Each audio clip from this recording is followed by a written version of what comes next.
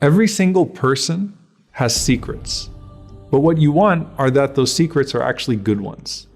And how sweet is that secret good deed that you meet Allah with on the Day of Judgment, and you know that it was just this goodness between you and Him that no one else knew about. Imagine how pleased Allah subhanahu wa ta'ala is with that deed. SADAQAH sir tutfi'u ghadab al-Rabb. The Prophet ﷺ said secret charity extinguishes the anger of your Lord. And how pleased are you going to be when Allah subhanahu wa ta'ala brings that up in His conversation with you? Like, Ya Abdi, oh my slave, I remember that moment of prayer, that charity, that good thing that you did for me and you didn't tell anyone else about, and now here's my gift back to you. Now, on the other hand, there's also this fear that the believer has of secret sins.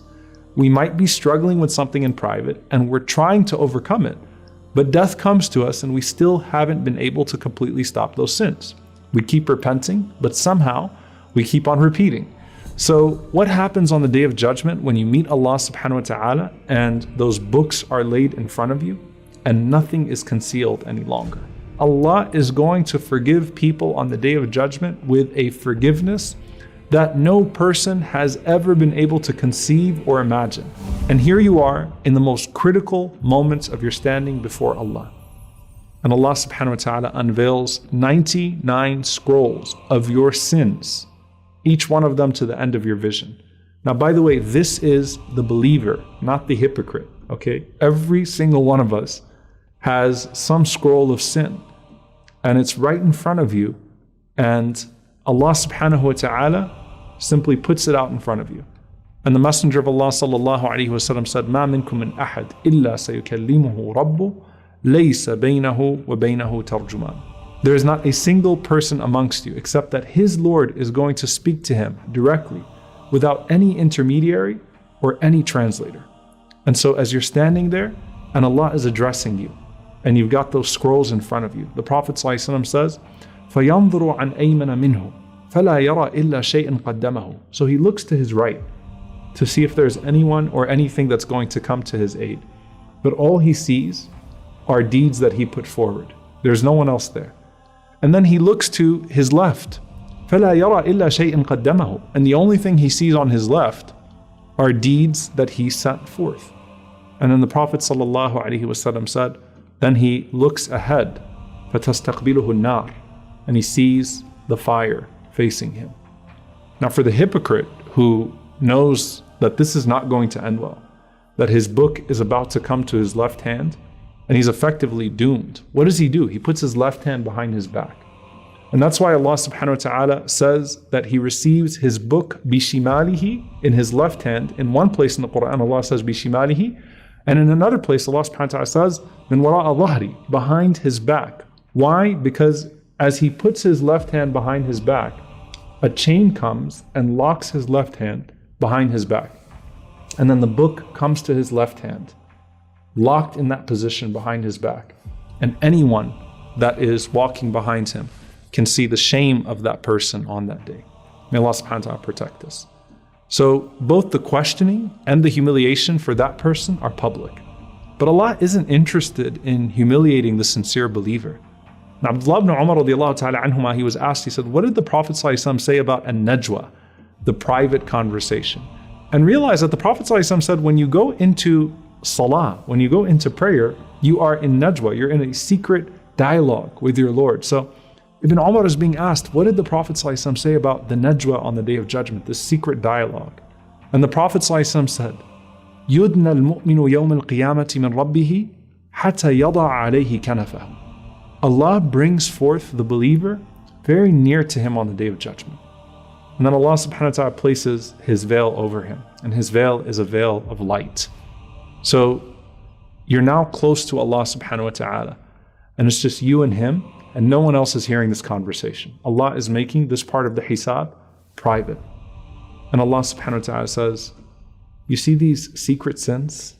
These sins that you weren't proud of and people didn't know about. هل تعرف, oh my servant, do you acknowledge these sins? And the believer will say, Ay Rabbi a'rif, my Lord, I acknowledge them.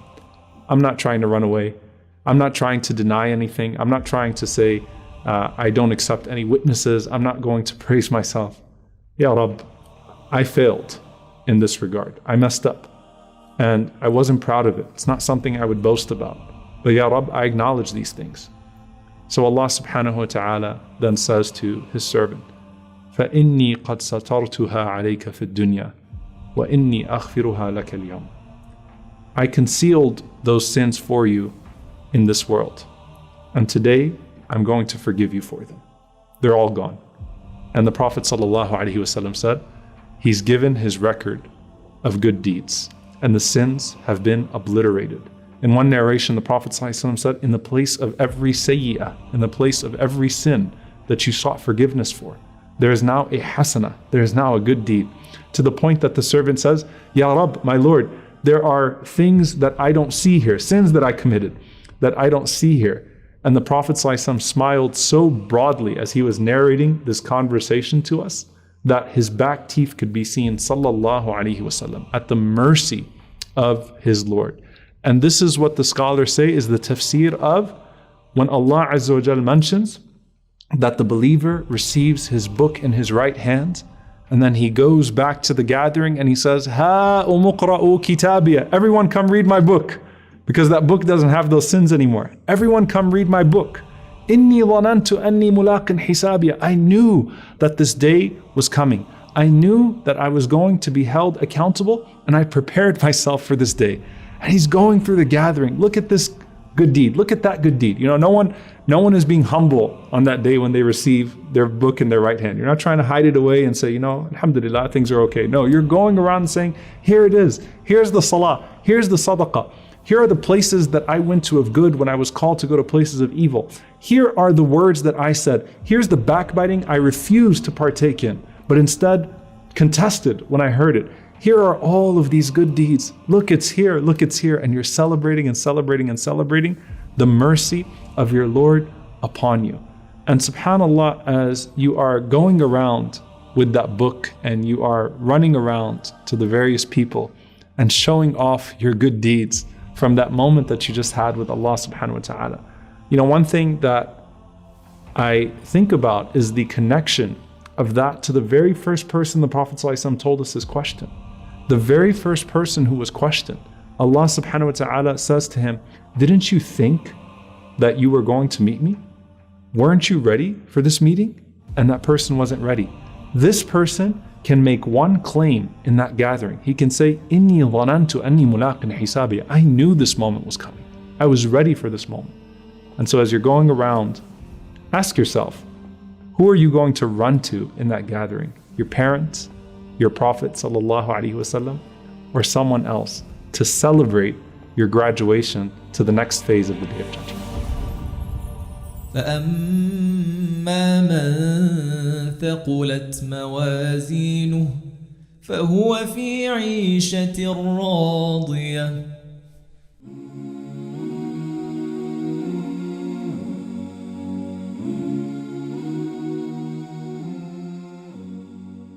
Alhamdulillah, we are happy to announce the launch of the One Islam TV app. Watch hundreds of high-quality produced Islamic reminders, Quran learning videos, stories of the prophets, and so much more. 2 new videos uploaded daily, inshallah. Watch videos on demand, or download videos and watch offline. No more annoying ads or pop-ups. 100% safe browsing for your peace of mind. Watch or listen to lectures and lessons while you work, rest, or drive with your device switched off.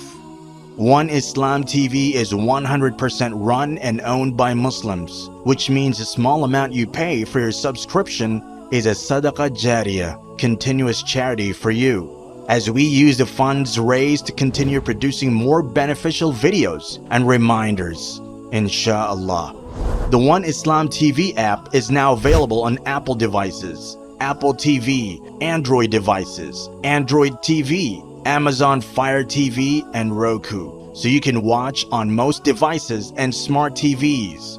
Download now for a free 7-day trial. May Allah reward you for supporting our work.